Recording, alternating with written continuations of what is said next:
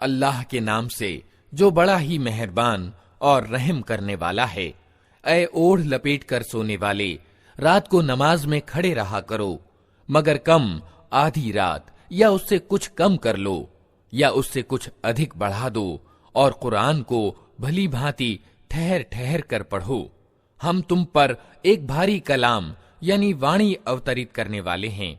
वास्तव में रात का उठना मन यानी नफ्स पर काबू पाने के लिए बहुत प्रभावकारी और कुरान ठीक पढ़ने के लिए अधिक अनुकूल है। दिन के समयों में तो तुम्हारे लिए बहुत व्यस्तताएं हैं। अपने रब के नाम का जिक्र किया करो और सबसे कटकर उसी के हो रहो। वो पूर्व और पश्चिम का रब है, उसके सिवा कोई इलाह यानी ईश्वर नहीं।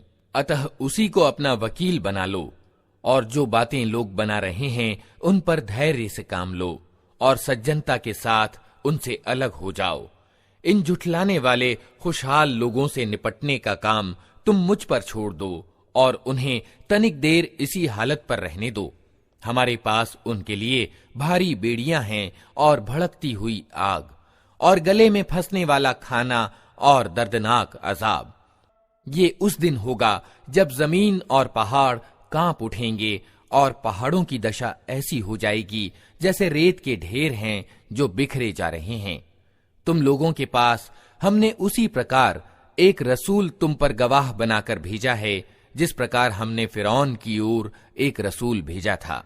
फिर देख लो, जब फिरौन ने उस रसूल की बात न मानी तो हमने उसको बड़ी सख्ती के साथ पकड़ लिया।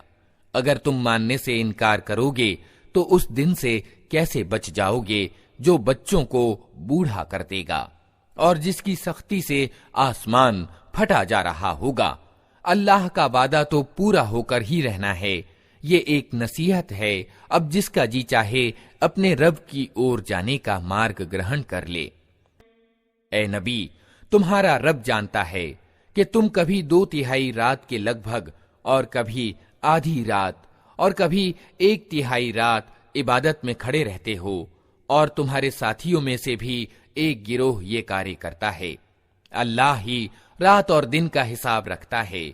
उसे मालूम है कि तुम लोग समयों की ठीक गणना नहीं कर सकते, अतः उसने तुम पर दया की। अब जितना आसानी से पढ़ सको कुरान पढ़ा करो। उसे मालूम है कि तुम में से कुछ बीमार होंगे, कुछ दूसरे लोग अल्लाह के अनुग्रह यानी रोजी की खोज में यात्रा करते हैं, और कुछ और लोग अल्लाह के मार्ग में युद्ध करते हैं। अतः जितना कुरान आसानी से पढ़ा जा सके पढ़ लिया करो। नमाज कायम करो, ज़कात दो और अल्लाह को अच्छा कर्ज देते रहो। जो कुछ भलाई तुम अपने लिए आगे भेजोगे उसे अल्लाह के यहाँ मौजूद पाओगे। वही ज्यादा अच्छा है और उसका बदला बहुत बड़ा है। अल्लाह से क्षमा याचना करते रहो, निस्संदेह अल्लाह बड़ा क्षमाशील और दयावान है।